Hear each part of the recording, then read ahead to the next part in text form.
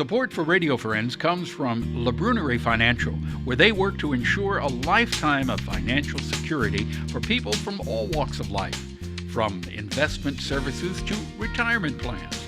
If you're looking for a trustworthy company that has the experience and knowledge to put your interests first, contact La Brunerie Financial, a community-based investment counseling firm since 1966. Learn more at labrunerie.com or by calling 573-449-5313. Good morning and welcome to Radio Friends on Monday, November the 13th. We're going to talk about Science on Tap once again. This really is a very popular series that guys and gals from the university have put together. I want to introduce you to Natalie, Duncan. Good to have you here, Natalie. Thank you. And we have Michael Vierling. Now, Science on Tap has been running how long now? It's been since 2015, so almost 2 years now. Yeah, 2 years.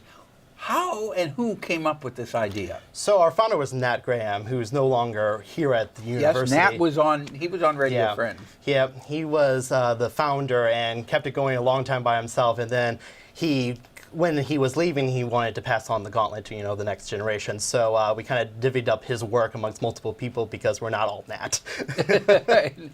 But so Science on Tap is a program that you have, is it once a month? Yes, during once the school year? Yes.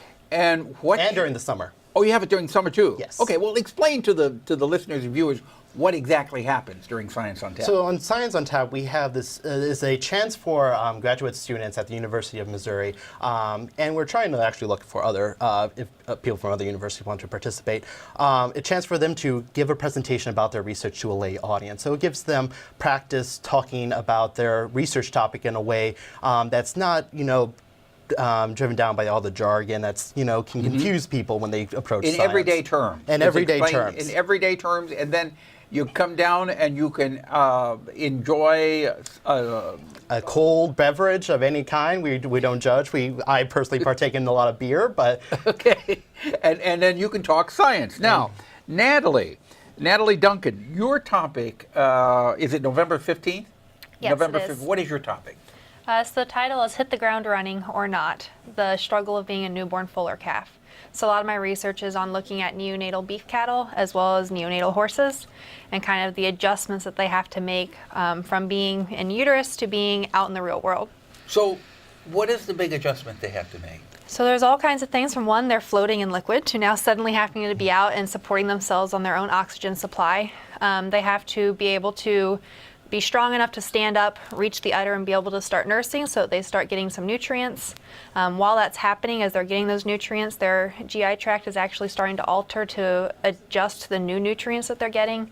Their immune system is working overtime, trying to figure out these new pathogens that are in the area. So there's a lot they're having to do in just a short time in order to be able to survive. Yeah, and we don't think about that. No. We don't think about that, how complicated it really is for these little creatures to live on their own. Yep. How soon do they stand up after they're born? So with calves, usually within about an hour. Same for foals. They're standing up. Are their eyes open at that time? They are, yes. And so a lot of what we do as producers of either horses or cattle is with cattle, we tend to check on them within the first couple hours to make sure that they're up, they look like they've nursed. With foals, we're usually on site, on premise, and so we actually start watching them from within 5 minutes of birth to make sure that we can see their tongue, that they're ready to start suckling and start trying to stand up. So we can kind of use those measures of vigor to determine, do we have any concerns about this baby that we need to pay more attention to them later, or do we think they're going to be okay to kind of figure out life on their own? And this is your topic. Will you have pictures also? It's about baby animals, so I guarantee there's going to be a lot of cute pictures in our presentation. All right.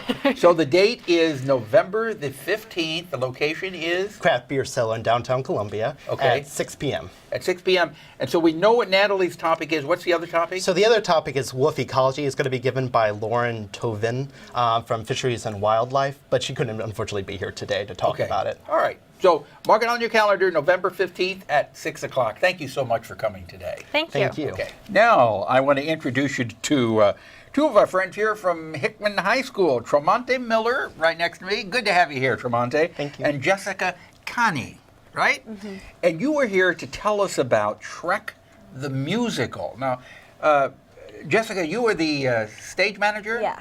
And Tramonte, you are? Donkey. Donkey. Tell me about Donkey. He is a peculiar creature. He is a donkey that can talk, and he is always running away from the knights from the kingdom. Yeah. And he happens to bump into Shrek one day, and yeah, that's how the story goes. Okay, for people, now there may be one or two people in the world who are not familiar with Shrek the musical. Tell me about it. Yeah, so Shrek the Musical is about Shrek, who is an ogre. So he's like this really big, kind of ugly creature, and he lives on a swamp by himself. But then Lord Farquaad, who is the king of, well, he thinks he's the king of Duloc, doesn't like fairy tale creatures. Lord Farquaad? Lord Farquaad. Farquaad? Yeah, he's an interesting character. He's the king of Dulod? Well, he wants to be the king of Duloc. Okay, Which, okay. yeah. So you'll see a lot of familiar fairy tale creatures like the Three Little Pigs, Oh, yeah. the fairy godmother, Pinocchio. So he kicks out all of these fairy tale They creatures. were all there? They're all there. So you'll probably see some familiar faces. Okay. And they all end up in Shrek's swamp. And so Shrek goes on a mission to get them out of his swamp. And on the way, he runs into Donkey, who wants to be his best friend. But Shrek isn't really a people person. And so Farquaad says that he'll give them their swamp back if they go and rescue Farquaad, a princess. And so that's Princess Fiona. But there's a couple Princess twists. Fiona. Okay, so now what are you doing during all of this? So basically, I'm just annoying Shrek along the way. Oh, you're annoying him? Yes, he You don't does- look like you could be annoying him. But you're talking donkey. Yes, sir. Okay. He does not want me with him, but I kind of attach myself to him because when I first see him, you know, he's ogre, he's ugly, but I don't see him as ugly. I see him truly for who he is, and he's not used to that. But later on in the play, he understands that I'm his best friend, and we have a connection. Yeah. Well, it sounds like you're doing having a good time putting Yeah. the production on. How many people are in this? I know actors and tech combined, there's 66 of us. 66? Yeah. And how many times is the production running? 3 days. So do you have a different, is there a different cast and crew for each one, or is everybody doing all 3 days? Everybody's there, all hands on deck every time. Okay, so over 60 students are participating And that's in not including the pit. So we have, How many people are in the pit? I want to say maybe 15 Yeah, or so. 20. Yeah. So we're My looking goodness. around 80 people. Wow, you got a lot of people. So when all the relatives and the grandmas and grandmas and aunts and uncles come, you're almost selling out. So, Hopefully. Yeah. So anybody that wants to see Shrek the Musical, it opens when? November 16th, 17th, and 18th. So it runs November 16th, 17th, and 18th at Hickman High School. They can get tickets at the door or by calling ahead of time? Yep. Yes. All right. And do you know what the number is to call? Or should we just Google it?